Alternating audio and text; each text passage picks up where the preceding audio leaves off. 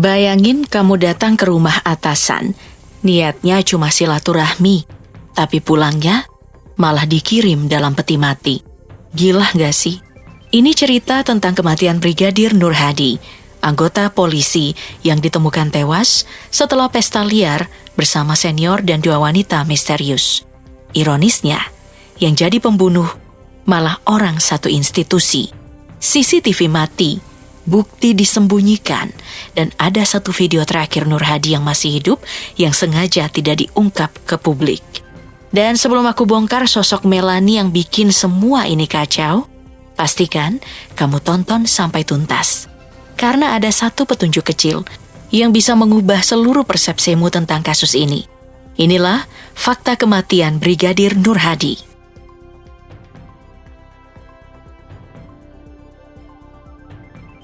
Kasus kematian Brigadir Muhammad Nur Hadi bermula dari pertemuan yang tampak biasa namun berujung tragis. Pada 15 April 2025, seorang perempuan muda bernama Misri Puspitasari dihubungi oleh Kompol Imade Yogi Purusa Utama lewat Instagram dan WhatsApp. Yogi, atasan Nur Hadi di lingkungan Polda NTB, mengajak Misri untuk menemaninya liburan santai ke Gili Trawangan dengan bayaran 10 juta rupiah per malam. Misri menerima tawaran itu. Setibanya di Lombok, ia dijemput oleh Nur Hadi yang disebut hanya sebagai sopir Yogi. Mereka pun menuju Villa Tekek, lokasi pesta yang ternyata telah diisi oleh 3 orang. Kompol Yogi, Ibda Haris Chandra, dan seorang perempuan lain bernama Melanie Putri, teman wanita yang dibawa Haris. Malam itu, pesta dimulai dengan konsumsi alkohol, obat penenang Riklona, dan ekstasi jenis Index. Obat-obatan itu dibawa Yogi dan dibeli Misri dari Bali. Semua yang hadir, termasuk korban, dilaporkan dalam keadaan fly dan kehilangan kesadaran.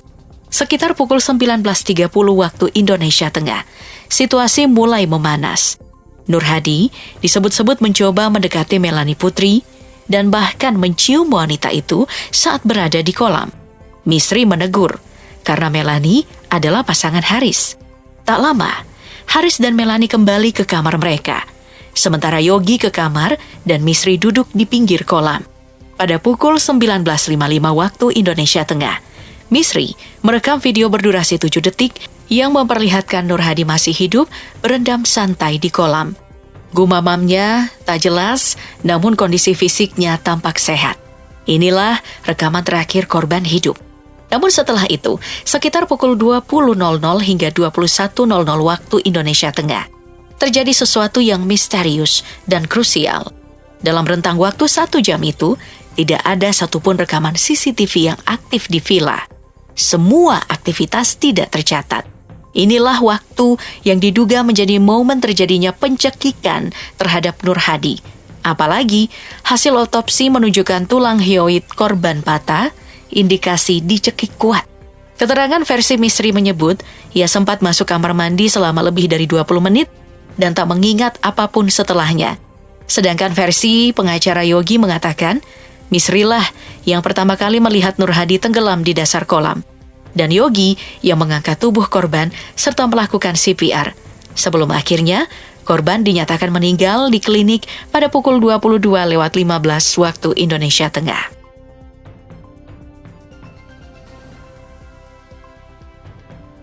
Apa yang terjadi dalam rentang 1 jam gelap antara pukul 20.00 hingga 21.00 waktu Indonesia Tengah hingga membuat Brigadir Nur Hadi tewas secara mengenaskan masih menyimpan banyak misteri.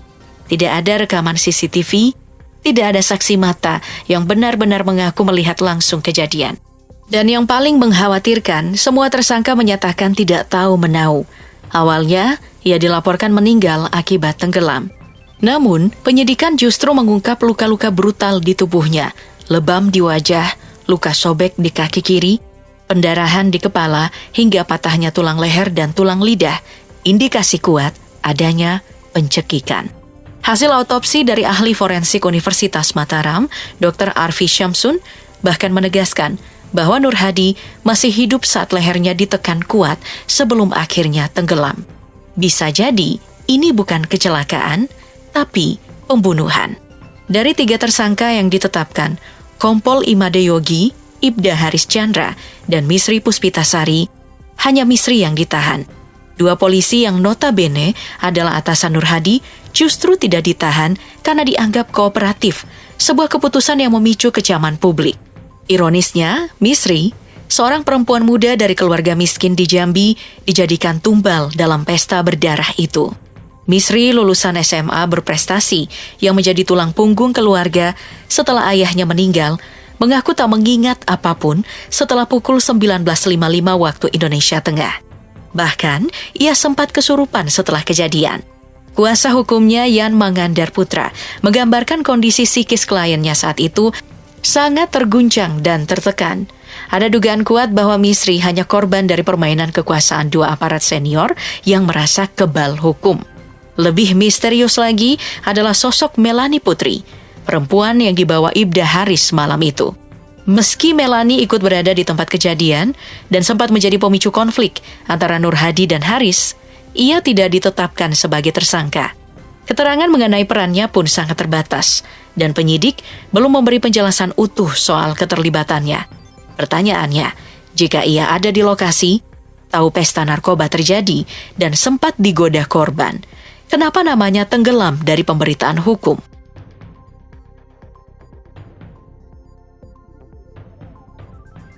Meski pengakuan dari para tersangka masih minim dan penuh kejanggalan, bukti-bukti forensik dan kronologi kejadian sudah cukup menjelaskan bahwa kematian Brigadir Nur Hadi bukanlah kecelakaan biasa. Dari luka-luka di tubuh korban, penghilangan jejak, hingga kejanggalan dalam proses penyelidikan, sorotan publik pun kini bergeser. Bagaimana proses hukum dijalankan dan siapa yang benar-benar akan bertanggung jawab? Kompol Imade Yogi Purusa dan Ibda Haris Chandra sudah jelas-jelas ditetapkan sebagai tersangka. Bahkan telah dijatuhi sanksi pemberhentian tidak dengan hormat alias PTDH. Namun hingga pertengahan Juli 2025, keduanya belum ditahan. Alasan Polda NTB, karena mereka belum mengakui perbuatannya dan dianggap tidak berpotensi melarikan diri atau menghilangkan barang bukti. Padahal, dalam kasus pembunuhan, penahanan tersangka umumnya merupakan langkah standar demi kelancaran penyidikan. Sebaliknya, hanya Misri Puspitasari yang ditahan dengan alasan berasal dari luar daerah dan dikhawatirkan tidak kooperatif. Langkah ini menuai kritik tajam, terutama dari Aliansi Reformasi Polri dan anggota Kompolnas serta DPR RI yang mulai angkat suara. Ketimpangan dalam perlakuan hukum ini dianggap mencerminkan upaya perlindungan institusional terhadap oknum aparat. Pasal 351 ayat 3 dan Pasal 359 KUHP menjadi dasar jerat hukum terhadap ketiga tersangka dengan ancaman hukuman maksimal 5 tahun penjara. Namun, banyak pihak menilai pasal tersebut terlalu ringan untuk kasus yang diwarnai dengan unsur penyiksaan dan dugaan pembunuhan berencana. Terlebih, tidak adanya upaya serius menahan pelaku utama yang notabene perwira tinggi, menguatkan persepsi publik bahwa kasus ini sedang diarahkan agar cepat didiamkan. Tekanan juga datang dari keluarga korban, khususnya sang mertua, Sukarmidi. Ia meyakini menantunya dibunuh secara terencana, bahkan kemungkinan disetrum. Sukarmidi mengungkap bahwa sebelum kejadian, Nur Hadi tampak gelisah dan sempat menerima telepon misterius. Ia juga menyebut ada upaya menutupi luka-luka jenazah serta dugaan penghilangan barang bukti oleh aparat sendiri. Ini bukan hanya kasus kriminal, tapi soal integritas institusi penegak hukum, tegasnya. Sukarmidi mengaku sempat didatangi 7 anggota polisi yang memintanya tidak memperkeruh suasana. Bahkan menyebut ada tekanan dari Mabes Polri untuk segera menyelesaikan kasus ini. Namun keluarga Nur Hadi menolak tunduk. Mereka menuntut pengusutan tuntas, termasuk membuka kemungkinan adanya pelaku lain di luar 3 tersangka yang sudah diumumkan.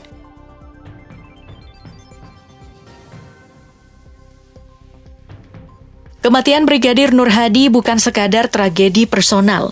Ini adalah tamparan keras terhadap wajah aparat penegak hukum di Indonesia. Bagaimana bisa seorang anggota Propam, divisi yang seharusnya menegakkan kedisiplinan internal, malah meregang nyawa di tangan seniornya sendiri dalam sebuah pesta narkoba? Fakta bahwa pelaku utama belum ditahan meskipun bukti forensik sudah cukup kuat, hanya menambah daftar panjang skandal moral dan profesionalisme aparat.